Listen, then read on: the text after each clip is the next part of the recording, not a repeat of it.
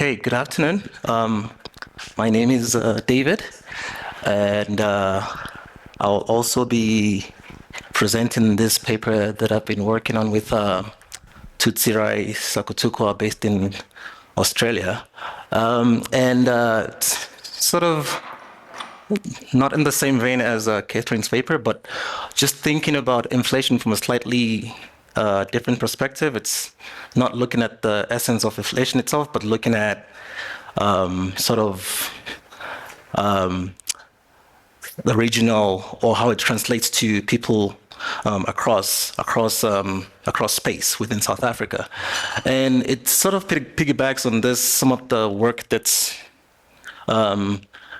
you would see in terms of countries that belong within a singular monetary union. So think about the EU and how the inflation that's been experienced in some of these countries might be different and significantly so. And if that is the case, how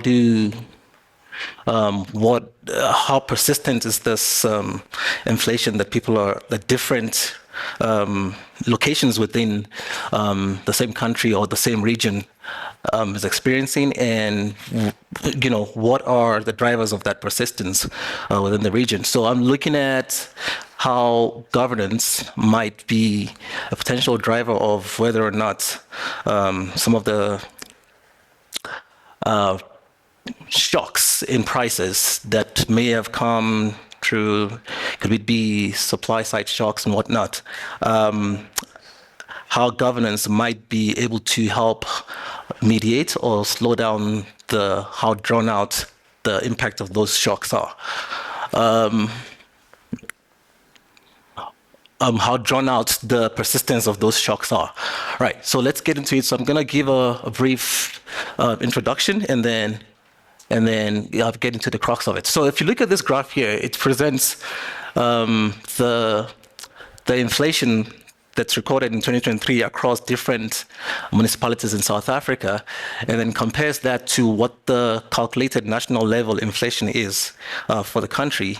And you can see that some municipalities are slightly above and some are below significantly, quite so, whereas some are just right on the level of it.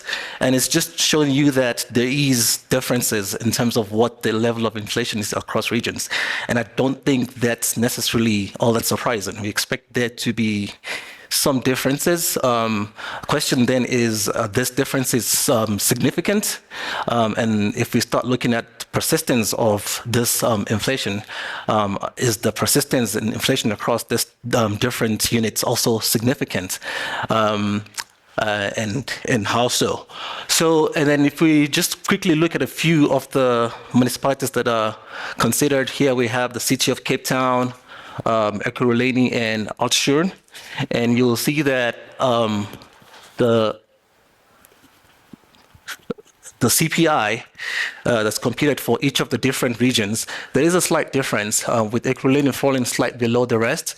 And then if you look at inflation as well, you'll see that there is quite a lot of variation with Ekurhuleni, whereas Cape Town and Oudtshoorn move slightly closer together in terms of inflation. But what we see here is there is some variation, or at least differences in the way that they experience price changes across different regions in South Africa, and that presents an interesting case to just explore and see what sort of story can emerge from here, especially when thinking about things from the perspective of the quality of governance across municipalities in South Africa. Why is this interesting, or why do we need to look at this? Well, I would think persistence does matter for the implementation of monetary policy within countries. And if there's significant differences in persistence across regions, then that should be taken into consideration as well. Not necessarily in terms of, now the central bank must implement different policies for different places. No, that's not what we're saying. But if we are aware that different regions experience inflation differently and significantly so, and that the nature of persistence of this inflation in different regions is also quite different, then if, say, for example, poorer regions tend to experience persistent inflation for longer, then it means they're subjected to a longer period of these price shocks than, say, richer regions. And when policies are being implemented, that needs to be taken into consideration of what kind of support systems you put in place, or how you support those regions that might be experiencing much more drawn out persistence. And we all know in the case of South Africa that regions matter because of the spatial, the spatial element of a lot of macroeconomic metrics in South Africa. Regions matter. Regions are significantly different from each other. The way that markets have developed and evolved within different regions also matters, such that the transmission channels of a lot of price shocks might come out differently across different regions. So it's interesting to look at that. And then lastly, we think about governance. And if you think about governance as the channel through which, say, the institutions that are promulgated within a country pass through in terms of how it's implemented within a region, then the governance structure within municipalities also matter. And they might be the channel through which, say, supply shocks are mediated. So, for example, think about a certain supply shock. Maybe there's a disruption in the supply channels that are bringing in the supply channels of goods being delivered into a certain municipality. And if there's a shock that disturbs this channel in a municipality where the quality of governance is quite good, the ability to respond and ensure that things get back to normal as quick as possible will be slightly higher than in the municipalities that are sort of poorly governed. So, and it's within this framework that we try to look at how governance might affect or might impact on the persistent nature of inflation in different regions in South Africa.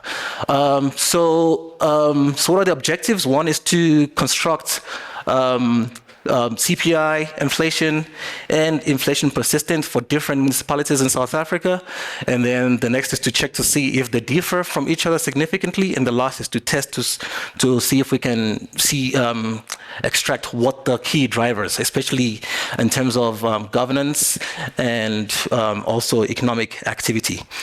The data that we use is we get price data from Stats SA, and they collect data from different stores across different municipalities in South Africa on a monthly basis.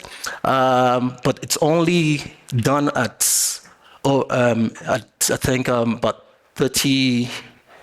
36 different locations, and with 7 of those having both rural and urban collections in them. But we've limited our stuff to just 27 urban locations, because I was thinking about doing the rural side of things, but I'm just keeping it on the urban side for now. And then in terms of governance, we make use of the municipal audit performance scores that are given to municipalities in South Africa every year, and use that to proxy for the quality of governance, because it does capture the performance of municipalities and how well these municipalities are complying with key legislative instructions for them. These audit scores range from there's about 6 different potential outcomes that you can get for your audit score. You can get disclaimer, adverse, qualified, unqualified, with or without findings. So obviously, disclaimer is the worst outcome that you can get. And as you go out, the unqualified without findings is the best outcome that a municipality can get in terms of its audit outcomes. And then as a measure of economic activity at the municipal level, we use nighttime lights, and that's because it's really hard to sort of get a measure of economic activity that doesn't overlap or straddle borders of regions, especially within South Africa, because people do move across. But you can get a sense of the level of economic activity using nighttime lights, and this has been used in the literature for some time. And then as a measure of market structure, we look at things like unemployment, infrastructure. I did look at competition in the past, but I've removed it from this present results. I just forgot to remove that. But yes, so we look at the level of unemployment per region, and that we get from contact data. So the unemployment measures are not the best, but like it's really hard to get your hands on level of unemployment within municipalities in South Africa unless you use survey data that's that collects this. So maybe that's something I should consider. Okay, to compute persistence, we use a basic autoregressive process that just looks at how previous versions of this variable significantly impact future versions of it. And in doing so, we compute two different measures of persistence. We have what we call the single persistence, and what I also call this the rolling window persistence. So the single persistence, because of the way persistence is calculated, it just looks across the whole existence of the data and then tells you how persistent that variable is over the data period. And then the rolling window one, it just tries to calculate it over every 1 year rolling window. Ideally, this is the one I should be piggybacking on, but I struggled a bit with trying to figure out a way to have multiple versions of it for the same location, so that I can be able to run regression outcomes. But I do have a plan now. It's not been implemented here yet. But I'm also very open to suggestions. Okay, so what do we get? Just to give a quick, so I don't just go from national all the way to municipal level. I want to just show you that in terms of even the provinces, CPI differs significantly. And here we plot all the 9 provinces, and then on the right side I plot just how different each municipality's CPI is from the national CPI level, and you can see that they vary quite significantly in terms of their difference, with the Western Cape being the most varied when you compare it to the national level CPI. And then this graph presents a calculation of persistence for each of the different municipalities, and then we plot it against inflation and inflation calculated at the monthly level. And it's not clear that the persistence varies or persistence moves with the level of inflation. We do see that, for example, so I've sorted these according to the level of persistence for each municipality, and the municipality with the highest level of persistence is Msunduzi, whereas the municipality with the lowest level of persistence is Oudtshoorn, followed by City of Cape Town. Whereas if you look at the municipalities with the highest level of inflation, it's right between either Dalindyebo or Oudtshoorn, somewhere there, but they are not necessarily the same ones that have the highest level of persistence. So it's not clear that inflation and persistence move together. There is persistence, but it occurs within a different pattern. Obviously the monthly inflation and persistence is measured on the left, whereas the year-on-year inflation is on the right axis, or the secondary axis. And then if we just look at how the observations in terms of inflation and persistence for these different municipalities that varied over time, you can see that it moves quite a bit across time, and not necessarily in the same manner, and the same goes for persistence in terms of the way they are distributed across time. And then if we plot inflation as well as persistence, and then year-on-year inflation, looking at how they have transitioned over time across the whole country. You'll see that there is a bit of co-movements between, say, year-on-year inflation, monthly inflation, maybe perhaps the rolling window persistence. It sort of looks like it's moving slightly with monthly inflation, and that's because we've done the rolling window version of it. But this is what we see. Again, I know from the last meeting we had that the expected level of persistence in South Africa is supposed to be around 0.7, 0.8 or thereabouts. But this is what I'm getting when I do my calculations. And yeah, if you have any suggestions, I'm very open to it. But from my computations of it, this is what I'm getting. Okay, and then this is what we run in terms of just trying to estimate what the drivers of this persistence within different municipalities is. So we control for governance, we control for lights, which is the economic activity, and then we look at the interactive nature of them and how maybe governance might be helping. And so to check whether or not in municipalities that have higher governance, in combination with very high economic activity, maybe we see lower persistence of inflation in those regions. And then in terms of the other variables we control for, in this initial regression, we only control for infrastructure here, but in some of the graphical presentation of the regression that I do control for unemployment and infrastructure as well as municipal population. So the first check here is to just see if there's any kind of significant difference in terms of all these 4 different measures of that we computed, 5 different measures that we computed across the different municipalities, and for the most part they're different from each other, significantly so. So there is a significant difference in terms of CPI, inflation, year-on-year inflation, persistence, and this is calculated just one singular unit per. This is the single persistence, and that's rolling window persistence, and there is significant difference for the most part across most of them, and this is the rest of it, and they all seem to be significantly different from each other in terms of all the 5 different measures. Now, if we now try to plot whether or not there is a positive or negative relationship that's significant in terms of the relationship between economic activity and persistence across South African municipalities. This here is showing, and here I control for unemployment as well as infrastructure. And you see that for municipalities that have very high level of economic activity, the inflation persistence is slightly lower.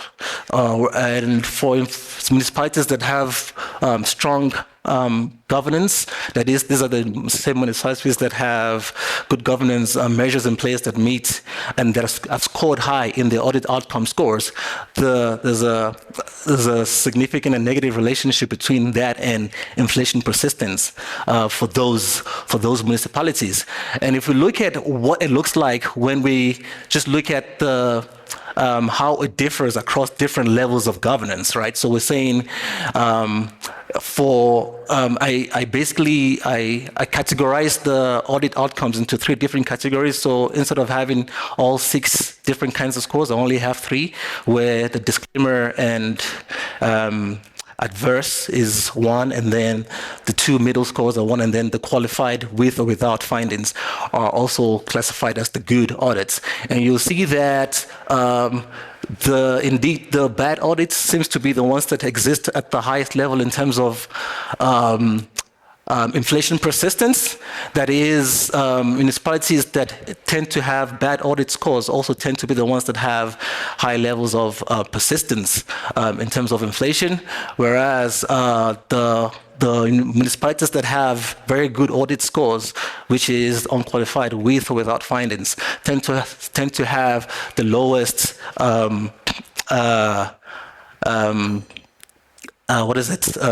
inflation persistence. And this is when we're controlling for the level of economic activity within those municipalities as well. And then we now get into the actual estimation. Just a quick disclaimer here. On this here, it's just the single persistence measure that's been used. And on here, we're using the rolling window persistence. And the results are not as interesting as I would have loved them to be. We do see that, for example, with this, even though the results are to be taken with a pinch of salt, the governance and economic activity interaction seems to reduce the inflation persistence within regions, but it's not significant on the persistent rolling measure. Whereas when you look at the governance on its own, it now seems to be positively correlated with inflation persistence, which doesn't really support what we were seeing in the previous graphical presentations. So what we now did was, being aware of the fact that quite a lot of these prices within the Stats SA baskets are municipal or administrative prices, and some are the market prices. So we break our data set into those two different price groupings. So I have, I basically categorize the data set into administrative price products, and then into market price determined products. And before we go into the regression that we get, I was just showing you the distribution across these different products. So here on the left side, you have the market determined products. Obviously, you'll have a lot more products on this on the market side, because it forms a larger portion of the basket of goods in terms of market determined products, but the administratively determined products are smaller. So that's why you have a lot more dots above the boxes. But what we do see is there is some level of distribution in terms of the way these prices are within those two different categories, and they are quite different from each other in the way that they're distributed. And this is looking at just inflation. And then if you look at persistence as well for the two, you can see that in terms of the municipal administrative priced products, in comparison to the market-priced products, there seems to be a wider distribution, but there's quite a lot of scattered products in the administrative priced products. And then if we now run the estimation for these different categories, so here we have the same estimation, but focusing on the municipal or administrative priced products, and you will see that the governance measure seems to reduce inflation persistence across municipalities, whereas economic activity also reduces it. But when we look at the interaction between economic activity and governance, it's showing a positive, which is not what I was hoping to see, but we see it here. Again, this is similar to what we had in the previous results as well. And then when we look at the market determined products, we see that on the right column, the governance seems to still have a positive relationship with the quality of the persistence of inflation across municipalities, and economic activity doesn't seem to play as much of a role, which is quite surprising, because you would think that for market determined products, economic activity would be a key driver of how prices persist or inflation persists in that region. But we do see that when we interact governance with economic activity, it's reducing the overall persistence in inflation across municipalities.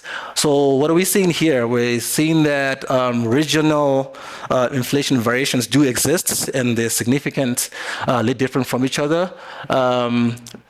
Poorer regions, I didn't point that out when I was looking at showing you the distributions, but poorer regions seem to have higher and in some cases more persistent inflation. Governance does matter, but not in a clear way that we are hoping to see it. But we do see that it is, especially in the when you look at the municipal determined prices, that governance does play a strong, significant role there. Economic activities role it's also there, but it's not quite as clear. Looking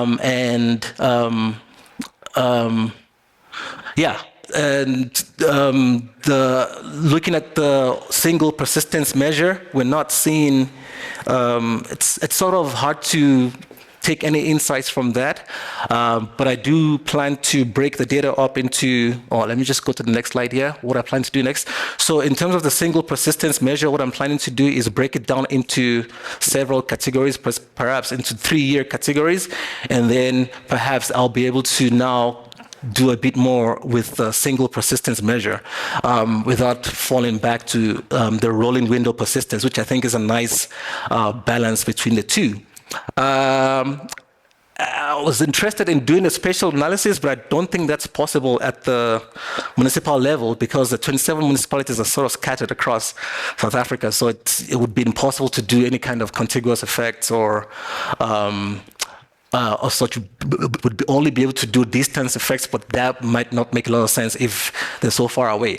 But if I were to do a spatial analysis at the provincial level, that might be something interesting to see what that looks like. And then obviously with any kind of measure of governance or institutions, you always worry about endogeneity in the scores that are given there. So one thing I've been thinking about is how to incorporate initial governance levels or also initial infrastructure levels into the analysis. And then lastly, maybe think about using the ratio of conditional grants that have been given to municipalities as a measure of municipal performance, because usually municipalities that are able to effectively implement the conditions, implement the projects that are conditioned on those conditional grants are also well-run municipalities. Maybe that might be an alternative to the audit scores.